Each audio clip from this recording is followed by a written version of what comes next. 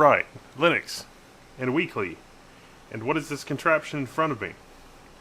Well, first off, happy birthday, Linux.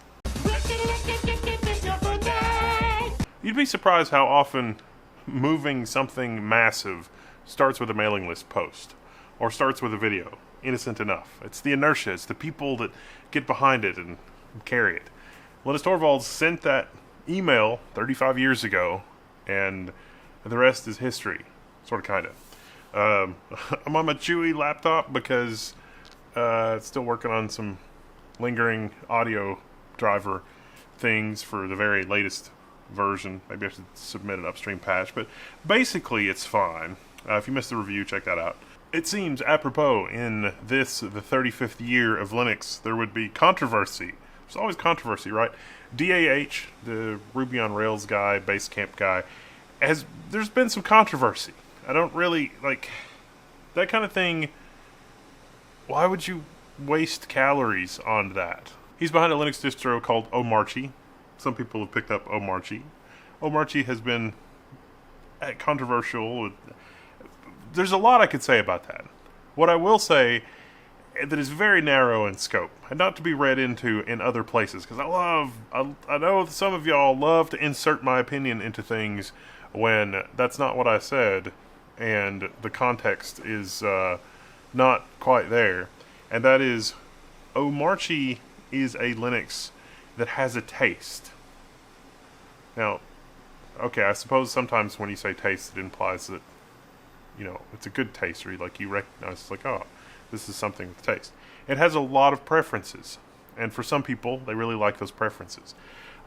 I've noticed that you know, over the years, I might describe it as there's a kind of militancy around making the Linux distro, whatever it is, as milquetoast as possible, but the varying definitions of milquetoast generate all of the various distros that we have. It's like, no, we will be as neutral as possible in the distro and allow you to make your own choices. And it's like, some component, I think, of the offense here, you know, taken from Omarchy, not behind DAH, the person, but also the distro, is because some choices have been made for you, RE taste. And then you can extrapolate that, and, like, I don't, again, wasting. Give me the code, let me take the code and do something useful with the code. Beyond that, I do not care.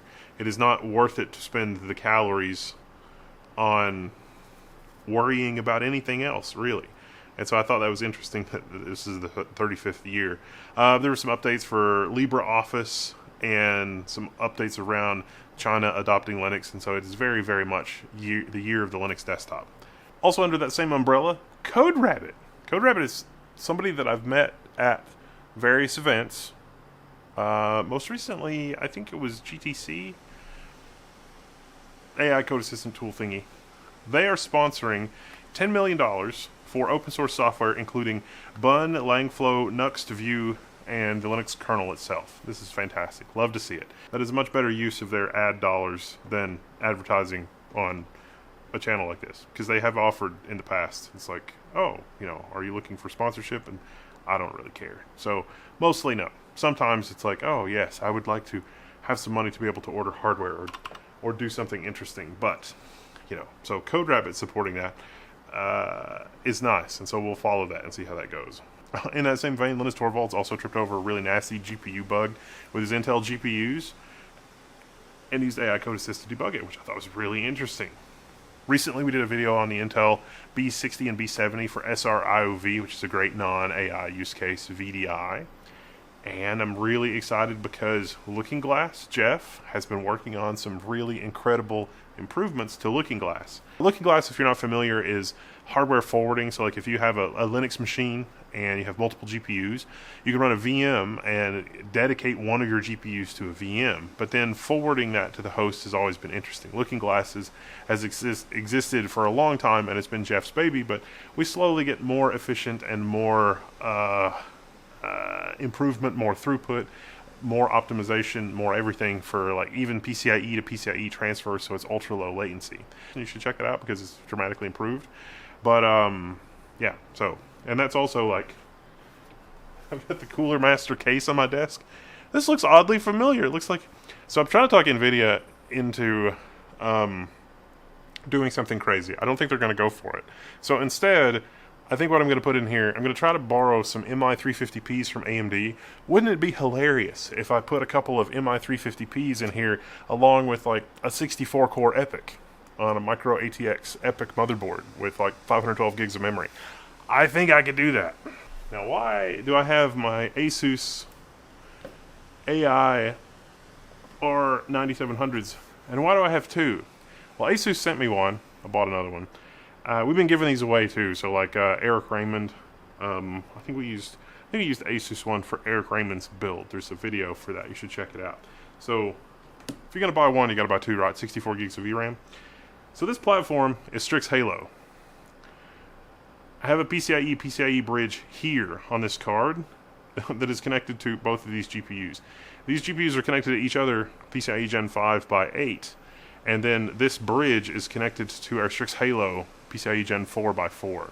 But the GPUs can talk to each other with 8 lanes of PCIe Gen 5, and so we can run a large model, and this is kind of fun. That's why I say it's like, oh, Gorgon Halo, we've got true value Gorgon Halo at home. I mean, not really, but what I'm saying is there's 192 gigabytes of usable memory here, 128 gigs on our Strix Halo platform, plus 2x32 gigs from our R9700s. This is going to be a separate video later because there's a lot of problems. There's a lot of problems with this setup. There's a lot of problems. So I don't even know if it's 100% viable yet. I'm still working on that. But I thought it was kind of fun for the lulz that, you know, here's our Framework desktop with two GPUs, two discrete GPUs connected to it through a PCIe bridge.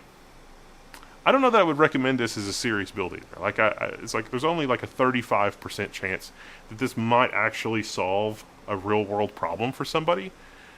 But this is a ludicrous amount of fun in terms of a mixture of experts model, because you can run the dense models here, and then you can run the less dense layers there, and then now we have things like, oh, these engrams are designed to be offloaded to system memory instead, or an NVMe, and so it's a whole other dimension of fun. And I really do mean that. It's a whole other dimension of fun. And finally, Western Digital agreed to send me a bunch of drives, 8 in fact, 8 30-terabyte drives. However, there's a catch. These are zoned. These are zoned storage. 30 terabytes of zoned storage. So Linux MD and ZFS and a lot of other things don't support zoned storage. I have one of the most popular threads on zoned storage on the internet dating back a year, 2025. At that time, I didn't have a bunch of storage, and the storage that I did have, I sent to a developer that was working on zoned storage. I haven't heard from them in a while. Hope you're doing okay. If you want to check in and say hello. So what I'm doing is working on zoned storage in Linux MD. Or, well, I looked at what it would take to support zoned storage in Linux MD. And it turns out that it's quite a lot. So if you're not familiar, zoned storage, host managed zoned storage, like SMR. Like SMR is a naughty word. But this is host managed SMR, which is different. And host managed SMR has a shot at not being awful. Because it's host managed, the host can manage the areas of the disk that are written to. And because it's shingled, you have to write one entire shingle at a time, which is 256 megabytes, or about a second worth of writing, I think. I think that's right. The first 1% or so of the disk is CMR, traditional CMR, so you can put your bookkeeping information, all of your metadata, in the first 1% of the drive, and then the rest of the drive is blocks that you have to manage explicitly. And you can do append writing, so that's fun if you've got a block that's formatted, and then you just keep writing to it. And so in that respect, it's a little bit like Flash. The problem that I've run into with Linux MD is that a lot of Linux MD primitives are not really designed with those kinds of assumptions in mind. There are certain assumptions that Linux MD has made with regard to mechanical storage. And if you've been following me for a long time, you know that I've been working on storage since time immemorial. Wrote some of the first ZFS crash recovery tools that existed on the internet and blah, blah, blah, blah, blah. So I have a vision in my mind of how we might build something that looks and feels kind of like Linux MD, but supports zoned storage. And architecturally, it's just different enough from Linux MD that I don't think it's going to be a patch set. or at least the maintainers would be very upset with me because I would send a very large patch set that is many thousands of lines, and that is generally frowned upon. It's like, oh, let's just introduce a zoned personality into Linux MD. Yeah, I went down that rabbit hole already, and that did not. It's not. And if you are wanting to volunteer time and work on Linux MD for shingled stuff unofficially, to just fart around with it, maybe nothing will come of it, hit me up in the forum, because that might be a lot of fun. Because I think shingled magnetic storage is, fortunately or unfortunately, going to be well factored into our future, as long as there is a flash shortage. And I think that's probably going to be quite a while, based on the stuff that I'm seeing and everything else. Be on the lookout for this video on our Strix Halo machine. If you have any suggestions for me, because the bar space and allocation, and like just supporting GFX 1201 plus Strix Halo, like really, like all roads lead to Vulkan, but I don't want all roads to lead to Vulkan. We got the ROCm 10.0 announcement, so it's a lot of fun. And the Asus R9700s have been a lot of fun, and these are surprisingly in stock, close to retail in places. So you know, if you're thinking about using that, if you're going to get one, you got to get two, right? Because 64 gigs of local memory. You got the option to run Qwen 27 dense, and the speeds for that are all over the place. Some people complain, it's like, oh, I'm only getting 20 tokens a second, and then other people are rocking like 40 or 45, especially in a 2 GPU setup. And then there's the whole like VLLM versus what llama.cpp is doing as far as parallelization goes. But then NVIDIA kind of, I think, isn't NVIDIA basically inheriting llama.cpp with the whole Hugging Face thing? I don't know. But anyway, I'm Whittles Level 1 Linux. Thanks for hanging out. This has been a little bit of a ramble this week on what all I got going on, but the madness! All right. I'm going to go hang out in the forum now. I'm signing out. I'll see you there.